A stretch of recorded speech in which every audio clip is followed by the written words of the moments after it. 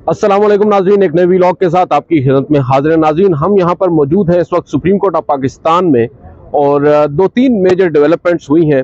एक तो बड़ी दिलचस्प बात हुई है, वो एक मुहावरा है, तेरी याद आई तेरे जाने के बाद। साबिक सदर परवेज़ मुशर्रफ के इंतकाल के बाद अब जाकर सुप्रीम कोर्ट ऑफ पाकिस्तान ने उनकी जो एक अपील थी उसको समाअत के लिए मुकर्रर कर दिया है।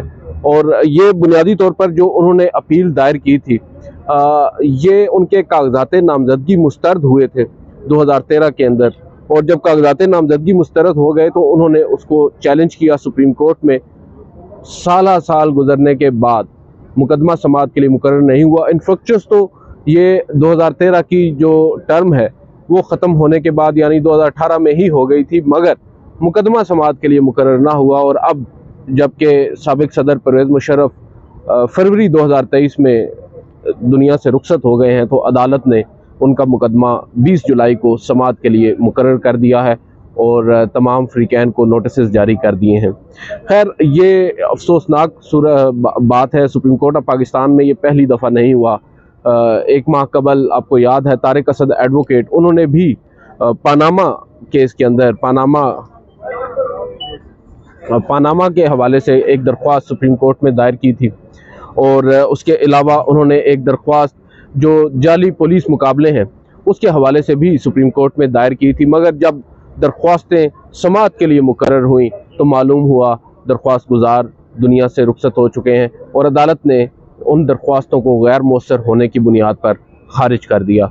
और इसी तरह तकरीबन 4-5 साल कबल दो भाई थे, उनको जो उम्र कैद की सज़ा काट रहे थे, बल्कि सज़ाए मौत के लिए वो जेल में थे, और उनकी अपील थी सुप्रीम कोर्ट में। जब सुप्रीम कोर्ट ऑफ पाकिस्तान ने उन दोनों भाइयों को बाइज़्ज़त बरी किया तो मालूम हुआ वो दोनों पहले ही जेल के अंदर इंतकाल कर चुके हैं, दुनिया से रुखसत हो चुके हैं। ये सिलसिला जो है ये एक ना रुकने वाला सिलसिला है। दूसरी जानिब फिर एदाद शुमार सुप्रीम कोर्ट ऑफ पाकिस्तान के चीफ जस्टिस जारी करते हैं, क्रेडिट लेते हैं कि मैंने 8790 मुकदमात जो हैं वो 243 दिनों के अंदर निपटाए हैं, और अगले ही रोज़ उस तमाम तर कारकर्दगी का भांडा भी फोड़ दिया जाता है जब इस तरह की इन्फ्रक्चुअस दरख्वास्तें समाअत के लिए मुकर्रर होती हैं और जिन पर समाअत होने से कबल ही वो गैर मौसर होने की बुनियाद पर खारिज हो जाती हैं।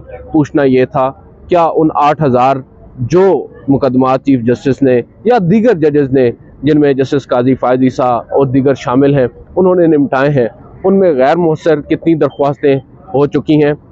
ये एक बड़ी ही अफसोसनाक सूरत हाल है। इसके अलावा सुप्रीम कोर्ट ऑफ पाकिस्तान में जो बड़ी एक डेवलपमेंट आप कह सकते हैं, वो एक तो आज कॉन्फ्रेंस हो रही है, और जब तक ये व्लॉग आप देख रहे होंगे उस वक्त वो कॉन्फ्रेंस शुरू हो चुकी होगी, और मुल्क भर में जो आबादी का कंट्रोल है उस पर हम अलग से आज शाम को आपके साथ एक डिस्कशन करेंगे। एक व्लॉग में आपको बताएंगे इसका बैकग्राउंड क्या है, ये सिलसिला शुरू कब हुआ और क्यों कर और किसकी लेगेसी जस्टिस उमर अता बंदयाल साहब फॉलो कर रहे हैं।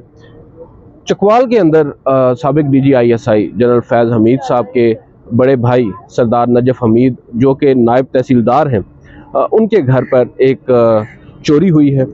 और थाना नीला दुल्ला इंटरचेंज आपने देख रखा होगा, नीला में एक थाना है, उस थाने के अंदर FIR दर्ज की गई है। और जो शिकायत थाने को मौसूल हुई है वो 10 जुलाई को हुई है, जबकि जो चोरी हुई थी मुबैना तौर पर वो 24 अप्रैल 2023 को हुई थी, क्योंकि उस जो FIR की कापी है उसके अंदर सरदार नजफ हमीद साहब खुद फरमा रहे हैं कि 24 अप्रैल को वो जब अपनी सेहत या अपने इलाज के सिलसिले में लाहौर गए हुए थे, 24 अप्रैल को वापसी पर उन्होंने घर में आकर देखा कि तकरीबन 1 करोड़ और 7 लाख की नकदी गायब है, और एक iPhone 13 Pro जो फ़ोन है वो भी गायब है। और उन्होंने अब शुबे का इजहार किया है, इल्ज़ाम लगाया है अपने 2 मुलाजमीन पर जो कि घर को संभालते हैं, उनकी ज़िम्मेदारी उस पर होती, उन दोनों पर होती है।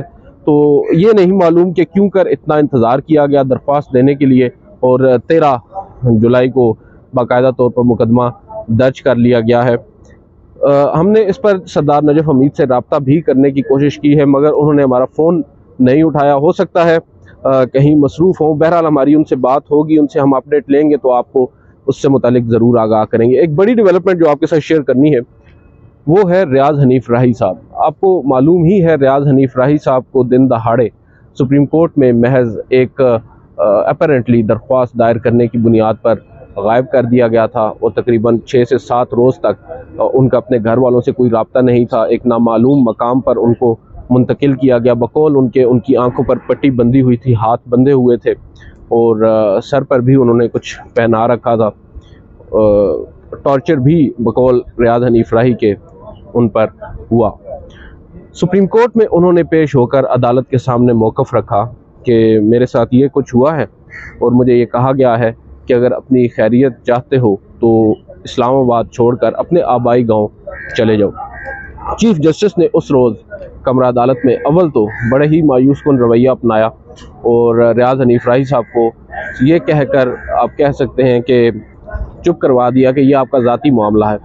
और फिर उन्होंने एक उनके सामने मुल्क की जो मौजूदा सियासी और समाजी और मुआशी सूरत हाल है उसका नक्शा खींचा और बताया कि मुल्क इस वक्त एक ट्रांजिशनल फेज़ से गुज़र रहा है और हमें जो है वो काफ़ी सोच समझ कर चीज़ें करना होंगी। सब्र व तहम्मुल की तलकीन तो वो अक्सर औक़ात करते ही रहते हैं। बहरहाल बार बार इसरार पर रियाज हनीफ राही साहब को उन्होंने इतना ही ज़रूर कहा कि आप मेरे चैम्बर में आएँ, मुझे मिलें और मुझे बताएँ।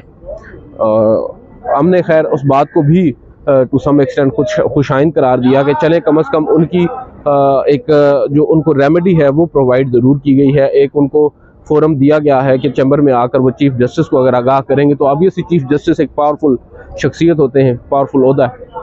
रियाज हनीफ राही साहब उसी शाम गए चैम्बर में चीफ साहब के पास और जब चैम्बर में चले गए वहाँ पर चीफ साहब से उनकी मुलाकात हुई। मुख्तसर मुलाकात थी, तवील नहीं थी। उस मुलाकात में अब अंदर क्या क्या बातें हुई ज़्यादा डिटेल्स तो नहीं मालूम, मगर ये ज़रूर मालूम पड़ा कि चीफ जस्टिस ने आईजी से रिपोर्ट तलब करने का कहा बजरिया HR सेल और सिक्योरिटी फ्राहम करने के हवाले से रियाज हनीफ राही साहब ने कहा कि मुझे सिक्योरिटी फ्राहम की जाए, जान को ख़तरा है। वो भी उसी से मशरूत की गई। आज तकरीबन 2 हफ्तों से ज़ायद का वक्त गुजर चुका है, बल्कि नहीं 3 हफ्ते शायद गुजर चुके हैं। सिक्योरिटी तो प्रोवाइड नहीं की गई रियाज हनीफ राही साहब को। मेरी अब से कुछ देर कबल उनसे यहाँ पर सुप्रीम कोर्ट में ही जो ये दाखिली दरवाज़ा आप मेरे अकब में देख रहे हैं इस पर ही मुलाकात हुई है सरसरी सी। उनसे मैंने पूछा, उन्होंने कहा कि मैंने अटॉर्नी जनरल ने क्योंकि अदालत में ये कहा था कि हम रियाज हनीफ राही साहब से भी रब्ता करेंगे, उन्होंने ईद से कबल मुझसे फ़ोन पर रब्ता ज़रूर किया, मगर अभी तक मैंने बार बार उनसे चैम्बर में जाकर मुलाकात की कोशिश की, उन्होंने मुझसे मुलाकात नहीं की और मालूम नहीं है क्यों कर वो मुझे इग्नोर कर रहे हैं। जो सबसे ज़्यादा तशवीशनाक बात है वो ये है कि रियाज हनीफ राही साहब के हवाले से जो चीफ जस्टिस ऑफ पाकिस्तान ने HR सेल को रिपोर्ट्स मांगने का कहा था IG पंजाब से और दीगर लोगों से, वो रिपोर्ट्स पहुंच चुकी हैं, HR सेल में आ गई हैं, मगर बदकिस्मती के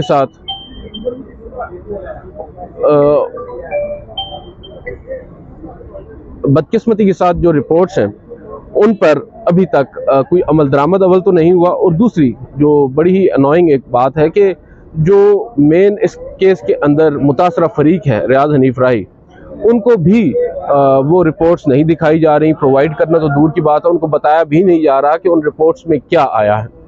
ऑब्वियसली एक शख्स है, उसके साथ दिन दहाड़े जो कुछ हुआ उसको उठाकर ले गए, सुप्रीम कोर्ट ऑफ पाकिस्तान के बाहर से लेकर गए, सुप्रीम कोर्ट में ही वो शख्स दोबारा आया और सुप्रीम कोर्ट से इंसाफ की अपील की। अभी तक इंसाफ उस शख्स को मिलता नज़र नहीं आ रहा। रियाज हनीफ राही से गलतियाँ भी हुई होंगी, रियाज हनीफ राही के जो नज़रिया है, उनकी सोच है, उससे भी इख्तिलाफ़ किया जा सकता है। उनकी जो दरख्वास्तें दायर करने का एक तरीक़ाकार है, एक पैटर्न है, उससे भी इख्तिलाफ़ किया जा सकता है। मगर ये बात बड़ी अहम है कि उस शख्स ने सुप्रीम कोर्ट का दरवाज़ा खटखटाया है और जिस तरह हमारे मुल्क के नामवर सियासतदान, फ़ौजी हुक्मरान भी सुप्रीम कोर्ट के दरवाजे खटखटाते हैं और सुप्रीम कोर्ट बाहें फैलाकर उनका स्वागत करती है, ये भी शहरी हैं, इनका भी एक ग्रीवेंस है जिसको सुप्रीम कोर्ट ने हल करना है, प्रोवाइड करनी है इनको जो जिसका आप वो इंसाफ की आप हमेशा यहाँ पर बात होती है सुप्रीम कोर्ट के अंदर। ये कहा जाता है अदल की देवी, और फिर आलमी यौम इंसाफ के हवाले से सेमिनार्स कराए जाते हैं, मगर जब इंसाफ प्रोवाइड करने की बात आती है, अभी कुछ देर कबल मेरी यहाँ पर मुलाकात हुई है इस्लामाबाद के एडवोकेट जनरल जहांगीर जदून साहब से, और मैंने उनसे पूछा कि आपने क्या अब तक उन लोगों की कोई निशानदेही हो सकी है जिन लोगों ने रियाज हनीफ राही को दिन दहाड़े इस्लामाबाद में गायब किया, लापता किया, हिरासत में लिया, अगवा किया। उन्होंने कहा कि उन्होंने हमारी इस बात को मजाक में टाला। फिर मैंने उनसे पूछा कि मैं आपसे ऑन द रिकॉर्ड पूछ रहा हूँ, आप मुझे बताएं आपका मौक़िफ़ क्या है। उस बात पर फिर उन्होंने मजाक में ये कहा कि ये बात तो रियाज हनीफ राही साहब को मालूम है कि उनको कौन उठाकर लेकर गया था। ये हैं हमारे कानून नाफिज करने वाले बड़े इदारे और कानून जो आप कह सकते हैं कानून के बड़े जो अफसरान हैं, लॉ अफसरान हैं पाकिस्तान के। इस्लामाबाद के सबसे बड़े लॉ अफसर हैं एडवोकेट जनरल इस्लामाबाद, और ये उनकी सोच है, ये उनका आप कह सकते हैं कि अंदाज़ है गुफ्तगू का, और किस तरह वो इन मामलात में जो इन्वेस्टिगेशन है या तहकीकात है इसको सीरियसली लेकर चल रहे हैं। इसका जवाब तो आपको समझ आ गया होगा। आज की इस वीडियो से इतना ही, इजाज़त दीजिए, अल्लाह हाफ़िज़।